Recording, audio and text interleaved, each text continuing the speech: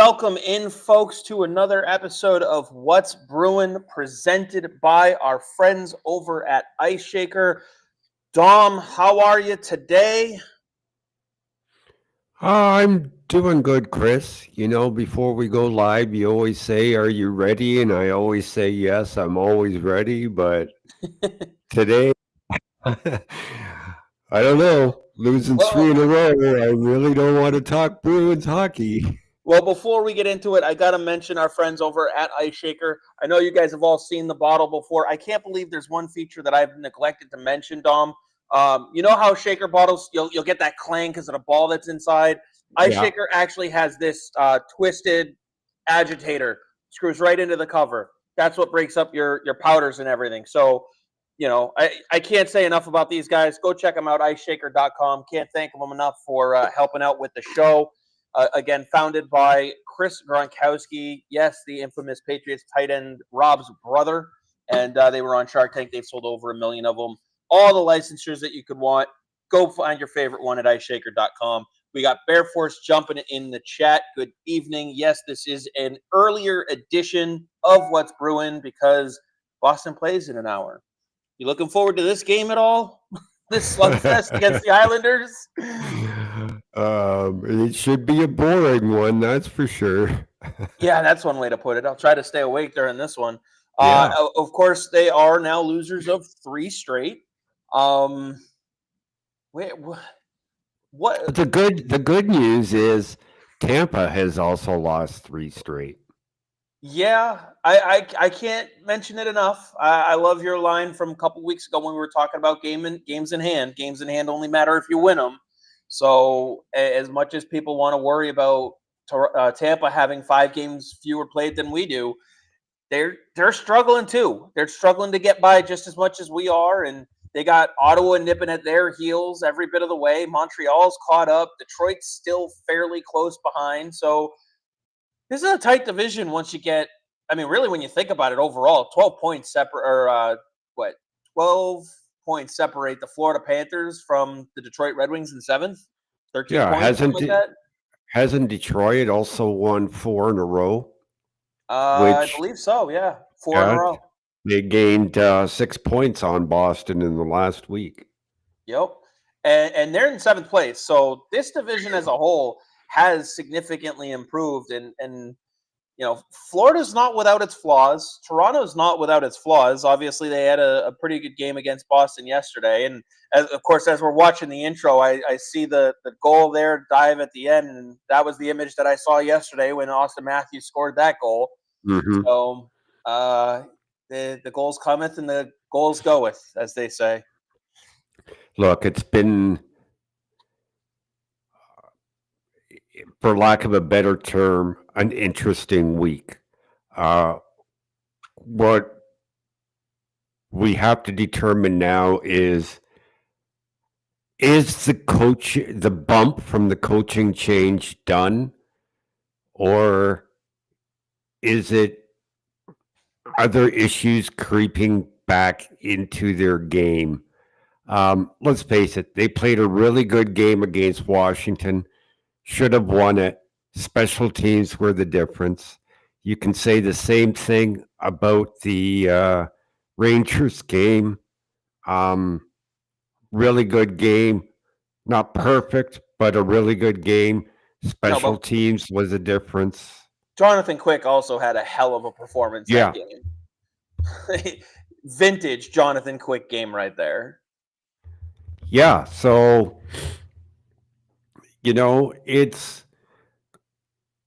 not an exaggeration to say if their special teams were closer to middle of the pack as opposed to where they are, they'd probably have a half dozen more points than they have now. Yeah, and it's it's just it's weird. Like I mean, we this is kind of the regression that we expected to see going into last year, Yeah. and then everybody just had career years. So Mike has the question: how many games can Boston be goalied before it's their problem? Though Um, It always comes down to being their problem, Mike, for yeah, what reason. There isn't a play made in the NHL in any direction, whether offensively or defensively, where you can't look back in the play and say um, they should have done this or that differently. It just doesn't exist. There is no perfect 100% error free game in the NHL. The teams that can limit those errors and execute to the best of their abilities will come up on top every single time. yeah, and it's one of those things too where it's the regression to the mean based on where players' ability is to put the puck in the back of the net. David Pastrnak right now is shooting under 9%. Which is a career low. Yeah. I don't know if it's an injury. There's a lot there. He leads the team in shots on goal by a country mile, 48 more shots than Brad Marchand. So it's not that he's not shooting. I mean, you give him 5 more goals, he's at 15. So you give him 5 more goals. Where's this team at? So it's there. There's a lot to there's a lot of layers to the onion to peel when you really get into it. But at the end of the day, they're in a great position in the standings, and there's still time to sort it all out. I know people are calling for the kids to get called up, like just absolutely pounding those drums. Get the kids up. Get the kids up. Where do you stand on calling up Matthew Poitras, Georgi Merkulov, and Fabian Lysell, getting them time, kind of getting them in, and moving on from some of the quote unquote tripping the fat kind of players that they have right now, as described by other fans? I I would only call up one. Take your pick. Uh, Maybe give all three a shot, but not all three at the same time. Okay. One at a time. Give them a shot. But at this point, um, I would leave them in the American Hockey League as long as possible. You don't want to bring them to this mess where 90% of the team is not playing the way that they're supposed to be playing, and um, having them, first of all, putting the pressure on them to be the ones to at least bail them out offensively, and having the team struggle. I don't want them coming in on a 3-game losing streak. Well, If they were winning 4 or 5 in a row, yeah. yeah, that'd be a little bit different. But the other thing too is we also have to remember if you waive a Trent Frederick, just regardless of trade conversation or whatever, if you waive him and you leave him off your roster, you call up a Georgi Merkulov, you have now tapped into the depth that you have. You don't have a lot of depth. So keeping them down in Providence maintains the depth that you do have. And I was talking about this last night on the pregame show for the Something's Bruins guys, that if you are to call up one of these kids, you're going to get a little bit of a bump, like just excitement in the room. Ron, am I right, Dom? Yeah. Why Yeah, would you want but to use that on January 5th? I don't want to do it when they're on the lose. I would do it on January 5th if they were on a winning streak, On a not winning in a streak, losing sure, streak. but when you're in the midst of a losing streak and you got the problems that this team has, why would you want to waste that call up right now? Like that energy. So, I don't. uh, yeah, exactly. Brandon asks in the comments here, do you think the Bees should put in a waiver claim for Kaliev, who just went on waivers today? Maybe Wallstrom goes back on waivers to make space. Thoughts on a move like that? Well, there's a few people asking about Calio. Would I? I would absolutely. Absolutely. It's an $825,000 contract. easy to fit in. He's what I believe a restricted free agent at the end of the year. He is in. Yes. Yes. Yep. Ian Pulver is his agent. He's not going to demand a whole lot of money. That's just not the way Ian Pulver is. If he works out, you extend him. If not, um, you know, foul. It's really foul money. It doesn't cost you any assets. Costs you maybe $500,000 towards the cap. I know this guy can score goals and score them rather easily. Having watched him with the Hamilton Bulldogs in the OHL for a few seasons, just hasn't found the path in the NHL yet. So yeah, I would take a gamble on him. Now, what do you think about the fact that he's a left-handed shot who plays on the right side? Again, I watched him for a couple of years. Had no issues with him playing his off wing, none whatsoever. Okay, because I mean, obviously, from what I'm seeing, he could probably play both sides if needed, but he definitely, from what I can see here, spends more time on the right wing. Always has, always So, has. but I mean, decent body size, 210, roughly 6'2", 23 years of age. Like you said, you have the restricted free agency tag on him that you can qualify him or not.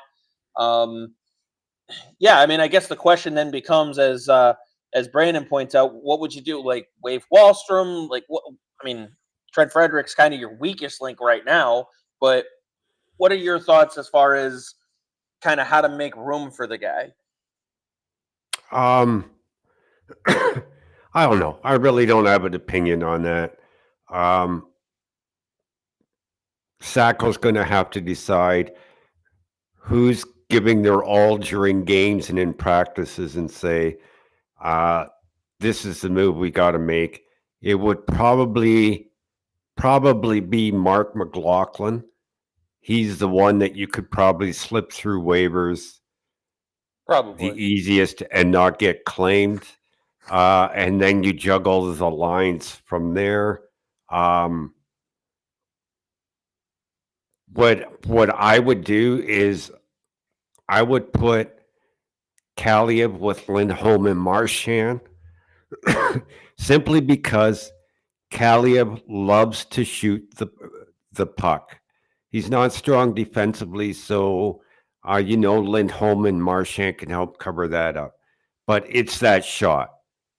He had an NHL shot when he was playing junior hockey, and he loves to shoot the puck.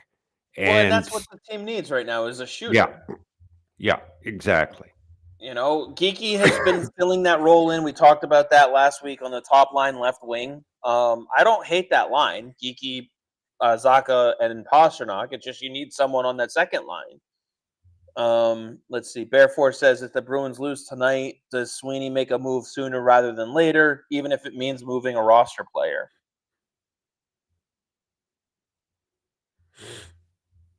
Do you think Um, do you think an outcome today determines whether or not Sweeney makes a move when it comes to the roster? well, he has to be careful because if he starts calling GMs tomorrow after a loss, it's going to look like a panic or desperation move.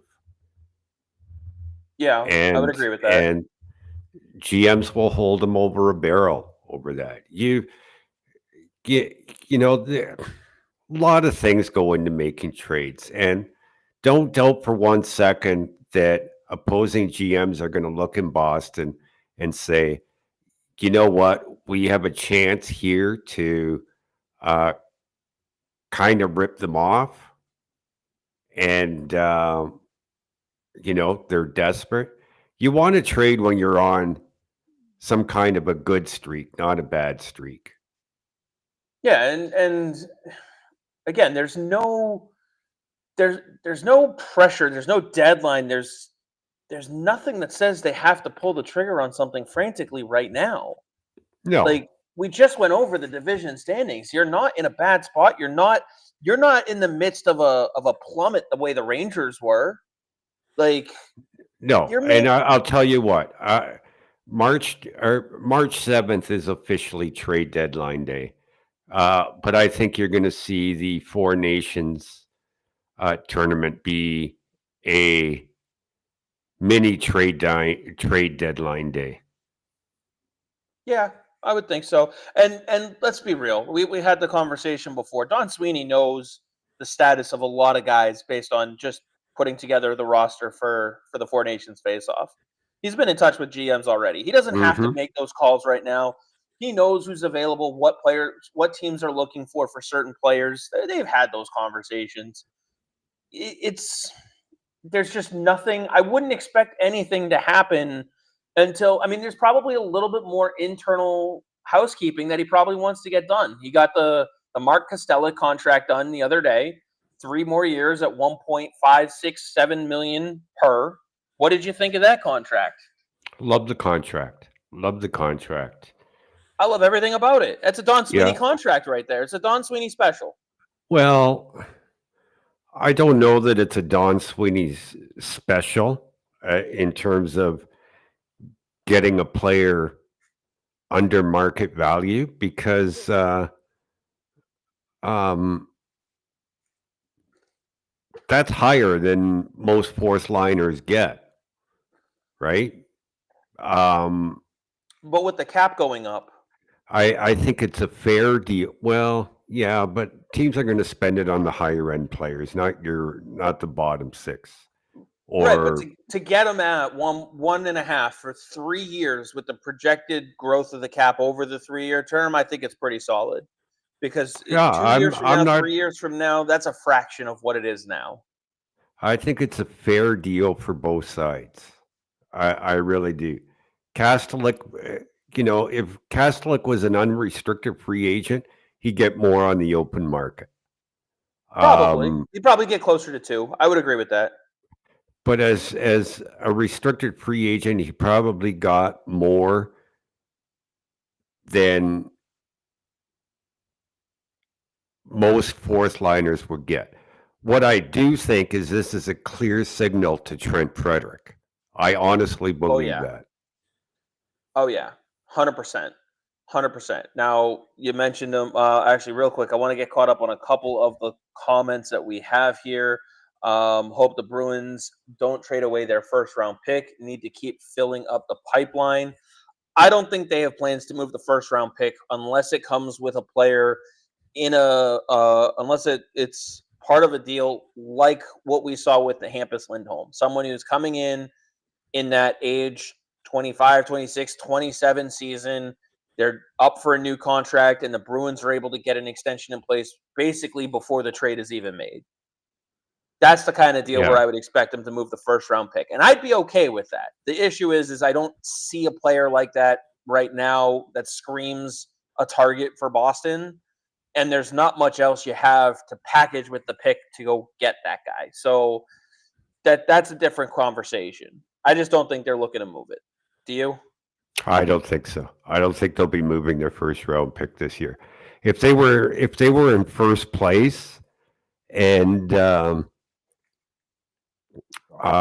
looked like they had a legit chance of finishing a first place in the division or maybe even the conference, then I think Don Sweeney would be willing to deal the pick.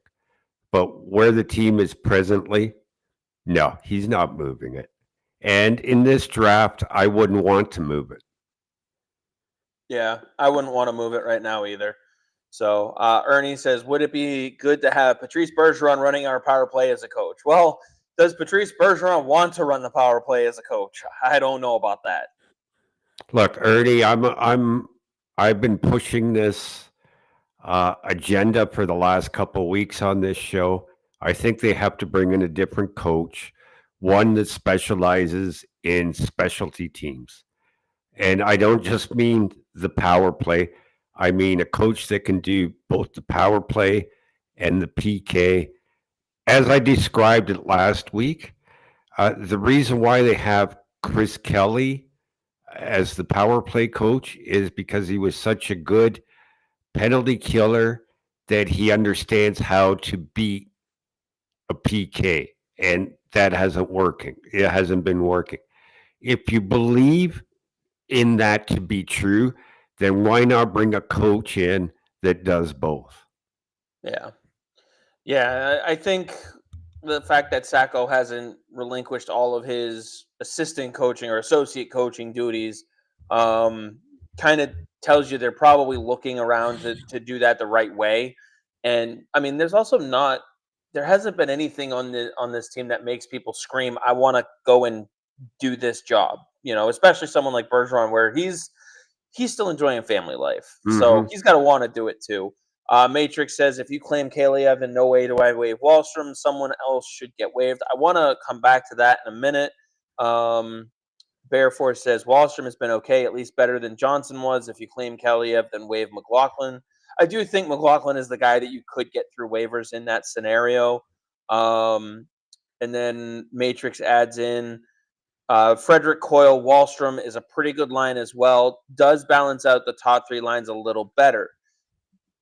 We had a conversation about Oliver Wallstrom after his first couple games. He sat for a little bit, and now he's back in the lineup. Where do you stand on where his game is currently at right now? He looked better at different times last night. I forget which goal it was the Leafs scored, but he had a great opportunity. He was tripped up uh, right in front of the Toronto net. Should have been a penalty. Toronto goes the other way and scores. Um, if that didn't happen and he got his shot off, you just don't know what's going to happen or what would have happened at that point. Um, that said, he's not getting his shot off enough, and that's his biggest asset, and that's what we need to see. Yeah, and that's probably why they got him. Again, so many players on this team right now are shooting under their career averages. The team itself is well under 10% in shooting. Like Hmm. that's that's their biggest problem. And I know, Mike, you said that you don't see the Bruins improving unless the PK and the power play are fixed. Perplexed why they haven't made a change with the assistant coaches. Some of it is just the shots they're getting aren't going in, and the shots that and then some shots are just getting blocked. Their shots are the problem right now in that they're not finding the back of the net.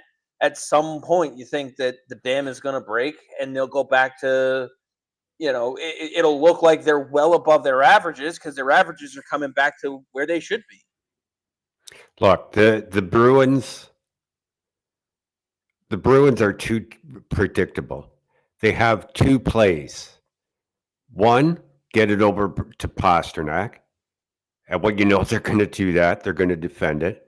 Two, Charlie McAvoy takes it down the right side, and instead of cutting towards the net, he almost always 999 times out of 1,000 circles the back of the net and tries to come out in front.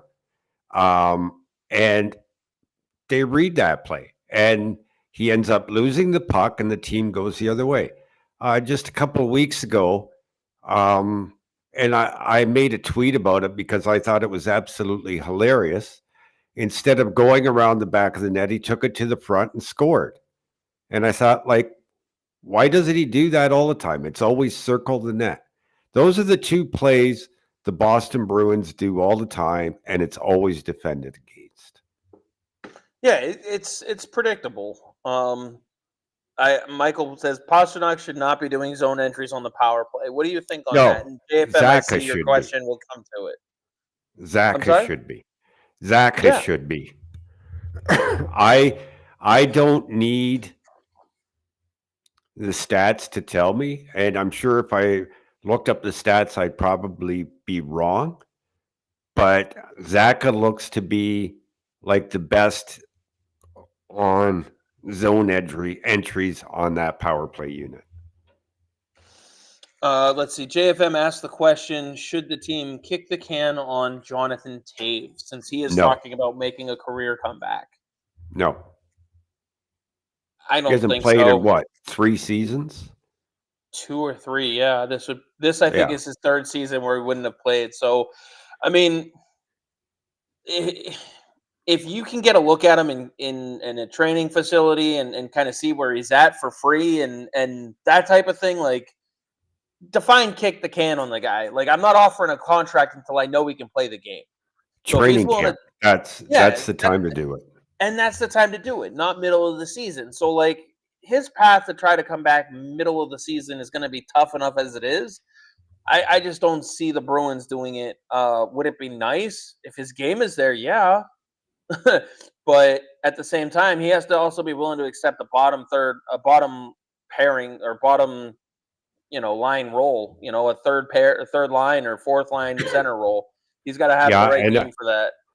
I don't want to use a contract spot on a chance when um, you've got college free agency coming up in a couple of months. Yeah, the only way I would even consider this is if he's willing to start on like an AHL contract, and you can get him a look at him down there with Providence, or even in Maine with the Mariners, and he earns his way up through the system that way. That's the only way I would even consider doing it. And like you said, avoid giving him an NHL contract slot until you know what he has. So, um, BG411 says, what do you guys think the Bruins can do better in the offensive zone? Like we mentioned, it feels like they're just a bunch of individual efforts into the zone, and that doesn't lead to too much. Yeah, So, execution.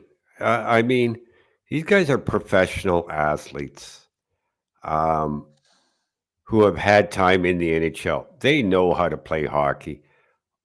Most of the time, um, the issues are with lack of execution. That's it. Bottom line. yeah, and because these guys are pros, like we don't, they know that they're not performing to the way that they should be. It's not. I saw some comments yesterday about people being bothered because every time they showed Jeremy Swayman, he had a smile and he was laughing and stuff like that, and how that didn't sit well with those people and that kind of thing. And I just sit here and I go, well, like what else is he supposed to do? Hang his head and be miserable? Like he's trying to keep the room and you know, yeah, right here. Michael says I asked on a podcast yesterday, but I was bothered. Swayman constantly smiling in games, even when the Bruins are down. It comes across as too casual. Eh, Doesn't that's who bother he. me. It's who he is as a person for one, and two. I don't want him sulking. Yeah, I want him upset and pissed off that they're not winning, but that's that's what they're paid for. They are feeling that way. We don't have to shove it in It's their face. it's like the game at home when they were booed off the ice after a loss, and Charlie Coyle was caught smiling, and you get the same reaction. The problem is, and this is why I never assume things. I don't, because when you start to assume, you're just causing problems. I don't know what is said on the ice. I don't know whether Brad Marchand skated by Charlie Coyle that night and said, "Hey, buddy, they're not booing us; they're booing you," as a joke, and Charlie Coyle just laughed at it. I don't know if the referee skated by Swayman and said to him, "Hey, Sway, you should have had that one," or "Hey, Sway, I could have stopped that one," Yeah, and you don't know. Just people need to stop making assumptions because there are things said on the ice all the time by teammates, by the opposition, by the officials. And yes, sometimes they're funny and make a player laugh at the wrong time and it gets caught on camera. I mean, players are on camera basically the second they walk, even before they walk in the door. I mean, there are cameras Yeah. following them in the door. So every little thing they do is going to be scrutinized, and when you're in a losing streak, it just feels like you can't do anything right. So, I mean, if you want to let it bother you that a player is, is smiling, then I don't know, man. I seek help. Really? Like, tell me you haven't had something stressful going on in your life and you never crack a smile during it. Like, that it is what it is. Matrix points out one other thing on the possibility of claiming Kaliev. It would do if they do claim him. It gives the Bruins much more depth within the system. I mean, you got a couple young guys down there that you can call up as needed as your depth already. So Kaliev would be a great add, but you want to keep him on the NHL roster if you put a claim in for him. So it it'll be interesting to see if they do. I'm consistently trying to refresh. I haven't seen the lineup for tonight's game yet. I don't know if you've seen it put out there at all. No, I Um, haven't. I'm trying to refresh everywhere that I can to see if it comes out. Um, I'm sure Waterspoon will be in for Osterley, where do you simply stand? because it's a back-to-back. Yeah, where do you stand on Osterley's game at this point? I don't mind it. Um, he's done better than I thought he would, but he had some moments, as did all six defensemen last night, where you go, "Wow, what's he doing?" Um, the defense was one area that Sacco really stressed they needed to improve first. And you go out and you hold Washington to 11 shots on net, and then you have the stinker like you did last night. It's like I said, it comes down to execution. They know what they're supposed to be doing. They proved that when they execute what they're supposed to be doing, they can keep other teams at bay. The issue is that they weren't scoring enough, and it was their special teams that were letting them down. Yeah, and we've seen this with this team before too, where once they start scoring goals, they'll find it again, and they'll just start coming in waves and waves and waves and waves, and they'll have games where they're putting up six. I mean, last night they managed to find the back of the net a couple times against Toronto. They just as soon as the offense found its game, the defense kind of shat the bed a little bit. So, and it was a close game. You can't afford those extra mistakes in those games. So Michael says, "What do you guys think the record needs to be for remainder of the season in order to make the playoffs? Better than Tampa's." I, um, Yeah, that's what it boils down to. yeah. I mean, it's going to be a close race. I mean, the East itself is very close. I mean, you've got Columbus getting themselves back in the mix. They're tied with Pittsburgh, and they're only 8 points out of third place for the Metro. Now that said, it's looking like you could see 5 teams come out of the Atlantic right now because I like I Ottawa's think, chances a little bit better. just to stick to the question, I think they need to hover around 600. Yeah. Hey, look at this. We got Kevin in the house. He says, "We're on early." Yes, Kevin, the 6 o'clock game bumped us up to a little pregame show here. So glad you Kevin caught doesn't us. even Kevin doesn't even know the Bruins play tonight. Probably not. I feel like No, Kevin's just tuning in to everybody else to talk, just to have a he's laugh while he eats that he's burrito. he's waiting for the food delivery. Forgot that it was an early game, or didn't know. He's putting the order in right now. We just reminded him. So, but yeah, I mean, 600 would be ideal. But again, the Atlantic itself is really close overall, and the Metro. You've got your Washington, New Jersey, and then the Hurricanes are right in there with Boston. I mean, we're right on par with the Canes. Essentially, we're only Yeah, 4 points behind them. I want to say earlier what you mentioned, or somebody asked um, about calling up Lysell or Patra or Merkulov. I have to add the name John Farinacci to that. I Yep, mentioned yep. it on our last prospect show, and remember, it was first talked about on our prospect show, and now I see that other podcasts since then have been calling for John Farinacci to maybe get a look because he can provide offense, very good defensively, and he can kill penalties.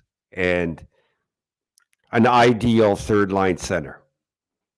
Yeah, absolutely. And right now, I mean, at this point, some would say he can't do any worse than what Trent Frederick's given you. So, um, I guess the question is, because we've seen this kind of pattern with what's going on with Trent Frederick, Torrey Krug, Jake DeBrusk, and now Trent Frederick.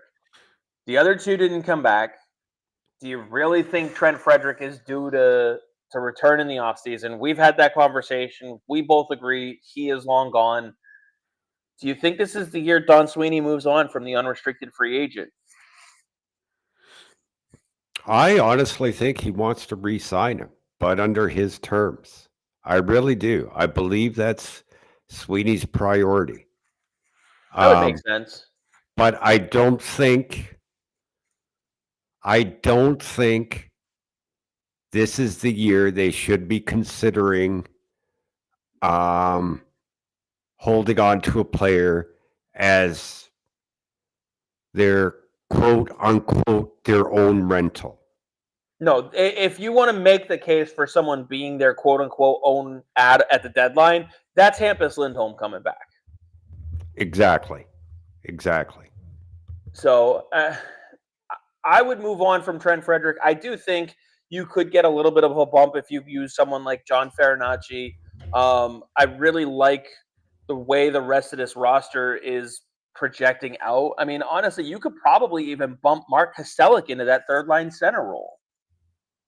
You could, but you know, the great debate right now is what is Trent Frederick's value? And I see people thinking you couldn't get a third round from him, a third round pick for him, or maybe an early second round pick. An early second round pick is a bottom of the barrel NHL team right now. Why would they be interested in acquiring Trent Frederick, an unrestricted free agent that they probably won't be able to keep at season's end? So to say he's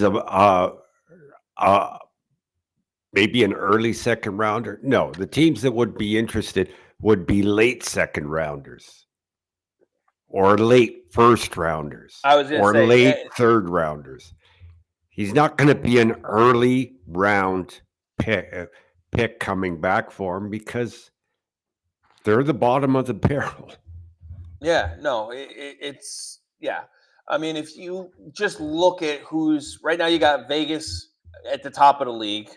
I'm sure they would have interest in that type of player because you also got to remember, as Court pointed out when he joined the show was it last week already? Yeah, last week.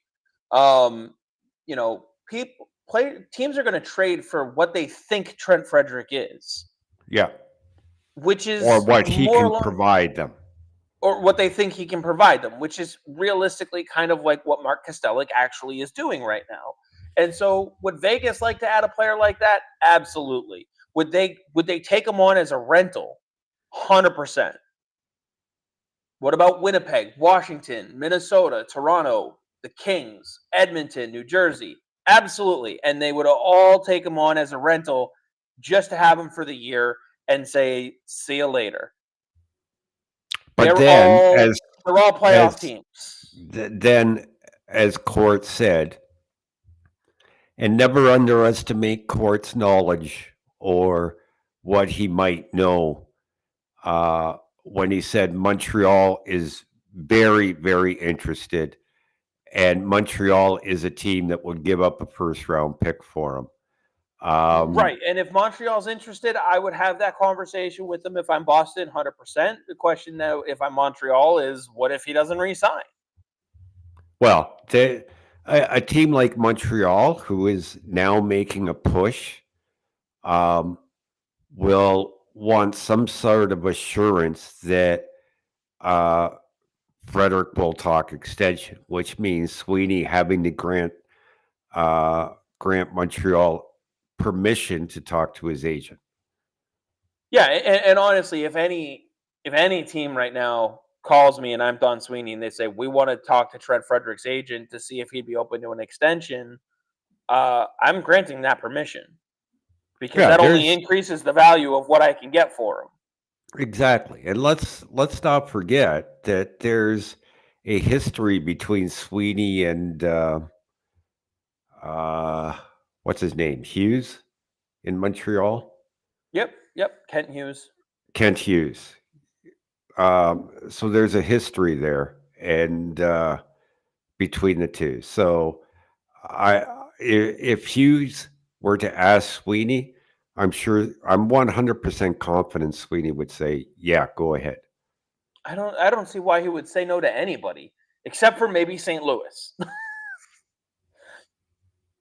I can see reasons why he might not. Um, you know, I, we'll I see. don't know. I still think I I still believe that Sweeney's priority is to get him signed. Which I agree with the sentiment that you're saying that that's his priority. I just don't see it happening. And that's where I don't see a Trent Frederick move getting done until the closer to the deadline because again, if he's trying to sign him, that also explains why he's being given the third line role because they're saying this is where we see you. This is where we want you to be. We're confident in you.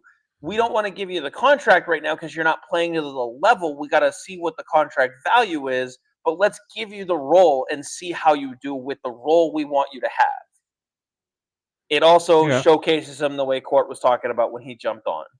I still think the Castellic signing was a signal to Trent Frederick. What, that they're willing to put out contracts? Um,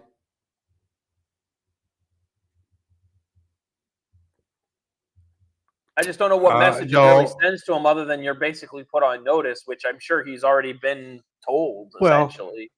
that's a message, but I think it's more a message of look, we're going to be fair with you. Um, this is what we think you're worth, and um, come out and straight out ask him, like, do you want to be a Boston Bruin? This is what we think you're worth. And by handing Castellic the money that they did, um, Frederick's got to look at it and say, yeah, they are being fair. Yeah, that's true. So I do have the lines. Fluto Shinzawa sent them out earlier. Her warm-ups: Geeky Zaka Pasternak as expected. Marchand Lindholm Coyle back together. Wallstrom, Frederick, and Brazeau. Beecher, Kostelik, and Kepke. So no surprises really up front. I will say that Joe Sacco's keeping lineups. He's not shaking them up the same way that Montgomery did. I do think that's been helpful. We've got Parker Wotherspoon paired with Charlie McAvoy, Nikita Zadorov with Brandon Carlo, and Mason Lohrei with Peak. What do you So think of only the one change, like what we do you thought, think of is Wotherspoon on the top pair with McAvoy though? that won't last. And You think you just rotate him through? who knows whether Fluto's just naming the six defenseman, right?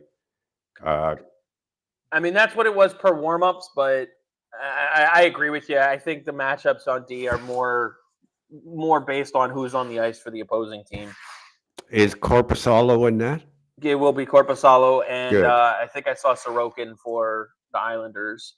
So as we get to the wrap up portion here, because the game is quickly approaching.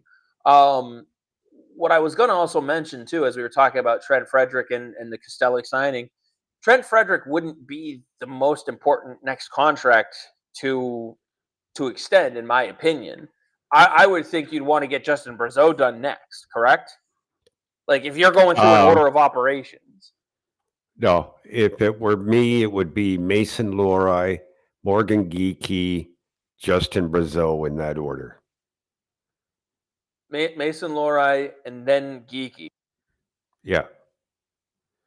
They're my next that's my next three priorities in order.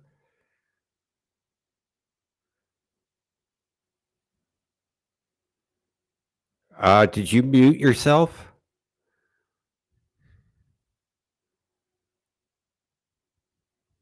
Can you hear me okay? Yeah. All righty, let me switch over to this one here. How's that? That's good. Perfect. What I was trying to say is I forgot Mason Lohrei was already a restricted free agent just because, it seems like he should still be on that ELC for another year or two. But yeah, I definitely understand making him a bigger priority. So That's why you have me on the show, Chris, is because I know these things. yeah. Now, where do you put Parker Wotherspoon on that list? Oh, way down. He's an off-season signing. If I was trying to lock up people early, that would be my order of three. Michael's got a good question here. He says, can and do players put on weight and muscle during the season, or does that really only happen during the off season? Off season. Most players lose weight during the season. Yeah, they're skating way too much. Kevin wants to know who the Bruins are losing to tonight. So Pittsburgh. Yeah, It's the battle of the black and gold, Kevin. But they're playing the Islanders. They're going to lose to Pittsburgh tonight. There you go. Yeah, I mean, I would expect a little more internal housekeeping done before a move gets made by Don Sweeney. That's just my opinion. I don't know. I don't know where your thoughts lie on kind of where he's at for making a move. They haven't exhausted all internal possibilities yet, and I feel that the start under Sacco has maybe given a false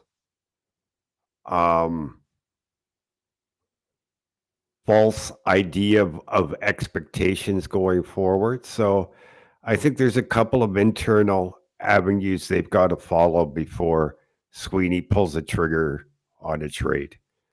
And yes, Kevin, they are playing the Pittsburgh Islanders, Pittsburgh with 1 T. So, but he does say, I see them winning tonight. They have to be fired up after the week they've had. I mean, you sure as hell hope so. You sure hope so. Well, you would hope. Like when you play two very good games against Washington and the Rangers and lose them both, that's got to be a little bit demoralizing.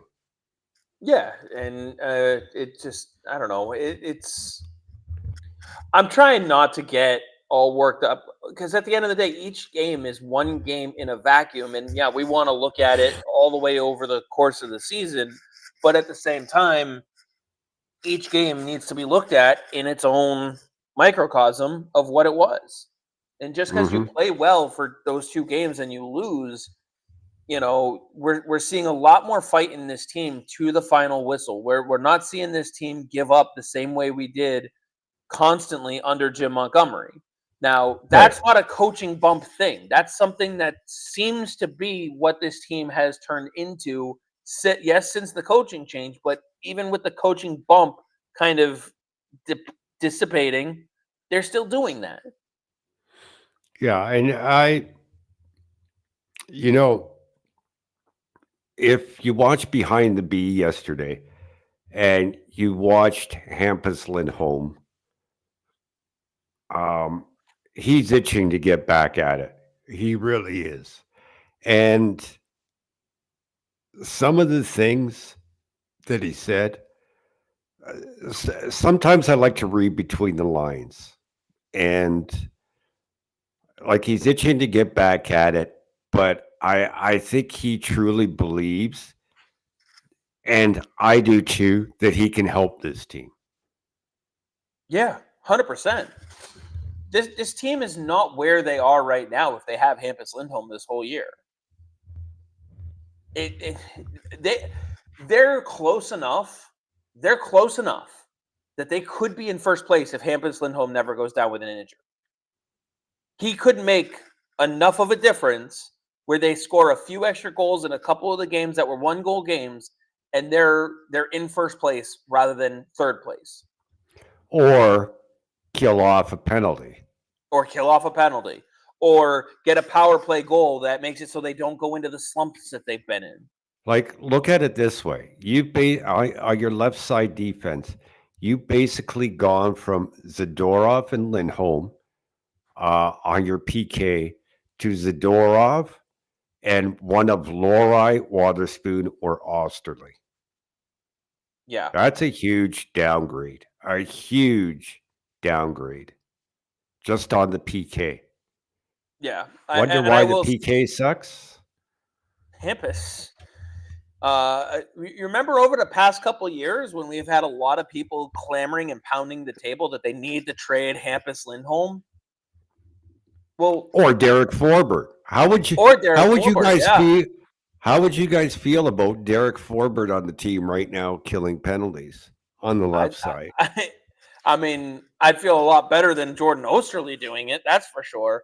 So, and Joel has a good point here. Imagine losing Pasta for a long stretch. Absolutely. But the difference is you have a lot more depth in the forward group. If Pasta goes down, you're throwing Fabian Lysell in there. That's your first choice. You lose a top 6 guy like Pastrnak who can score. You're going to try your next guy who is a potential top 6 goal scorer or a top 6 wing goal scorer in Fabian Lysell. That's why Providence and Boston play the same system, and we talk about that on the Prospect Show, which will be on tomorrow at 6:30, because of that exact reason. Would you get the same results? No, but you'd ideally get something similar and something on a parallel road. Now, with Hampus Lindholm, so many people were clamoring for him to be traded because they thought he sucked because he was no longer. I mean, a couple of years ago, he was in the conversation for the Norris, and then that play plummeted and all these things, and his contract was terrible.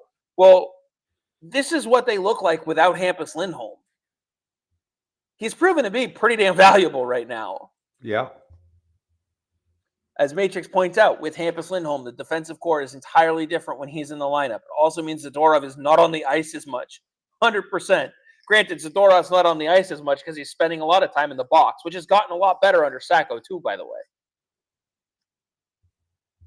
Yes, it has.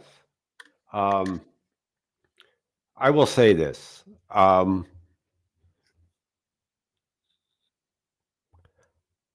Going all the way back to his draft year, I was never a big fan of Nikita Zadorov, and I'm still not. But I understand where his value is and what he can bring to a team, and it's not in the regular season. I know the Bruins need to get to the playoffs before we can talk about the playoffs. I fully understand that. But that's where Nikita Zadorov's benefit to the Bruins lies. Oh, 100%. So we're going to have to live with the ups and downs of an 82-game season that you're going to see from him and wait for the playoffs to see how much he benefits the team. Like I said, I've never been a big fan of his. It is what it is. Going back to his days with the London Knights, and I'm just being honest, but I respect what he's capable of doing. Oh, yeah. And real quick, because I know the game is getting ready to come on shortly here. There was a comment back here. There it is from Shaz. 26 of the remaining games are against teams either in the playoffs or on the bubble. I didn't mean to overlook this comment, so I wanted to go back and address it before we sign off here. Thoughts about the upcoming schedule, knowing that they have 26 of their remaining games against those kinds of opponents? I don't think that far ahead because A lot of things could change between now and the next game.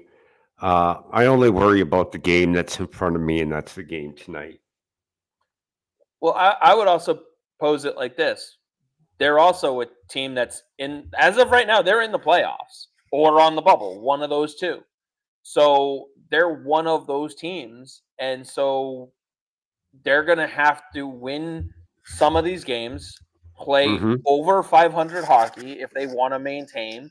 And again, a team like Tampa, who with the games in hand, have to win those games. Because if Tampa goes 0 for 5 in their next 5 games in the division, that might cook them. That could easily cook their season. And they're struggling mighty against the division. So it's not as cut and dry as there'll be tough games. Every game is tough. That's why they play them out. So do we want to let folks go a little early to prep for the game, or do you have any other thoughts you want to go over real quick? Yeah, real quick. Congratulations to Zdeno Chara on being named to the IIHF Hockey Hall of Fame. Well deserved. He goes in with Henrik Lundqvist, along with 4 other players. Franz Nielsen is another one. So great recognition of Zdeno Chara internationally. Absolutely, yeah. Congrats to him. Definitely well earned for him, and there'll probably be a few other Bruins getting their name called at some point. I would think. It hurts that they haven't played in Olympics for a while, but at least with some of the stuff coming back up and whatnot, it'll be nice to try and have those conversations again. So, uh, right now we've got about 5 minutes or so. I'm trying to see where they're at on the Nesson feed.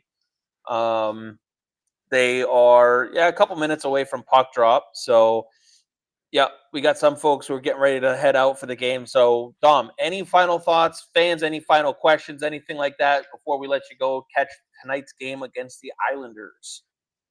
No, I just had the Chara thing. Um, and just to remind everybody, we'll be back here tomorrow at 6:30 for the Prospect Show. I have to head to Brantford in the afternoon, so the weather will better be nice so that I can get back in time safe. Well, if we need to, we will. Hey, Kevin says just stream the game. If we had the rights, we would. Trust me, I'm sure people would hang out for us. But Kevin, if you jumped on at 5 o'clock with us, then you wouldn't be hanging. So, but we appreciate everyone who's tuned in for this pregame episode. Bear Force, you too have a great night, everyone. And yes, hopefully the Bees get back in the win column tonight. As Dom mentioned, we will be back with Dom.Hockey, the podcast tomorrow, all about the Bruins prospects at 6:30. Unless Dom, you're running late, we can push it back to 6:45, I think. But keep an eye out for us at 6:30. That's when we go on. So with that, my last thought, as always, thanks to the folks over at IceShaker for helping bring the show to you guys. Check them out, iceshaker.com.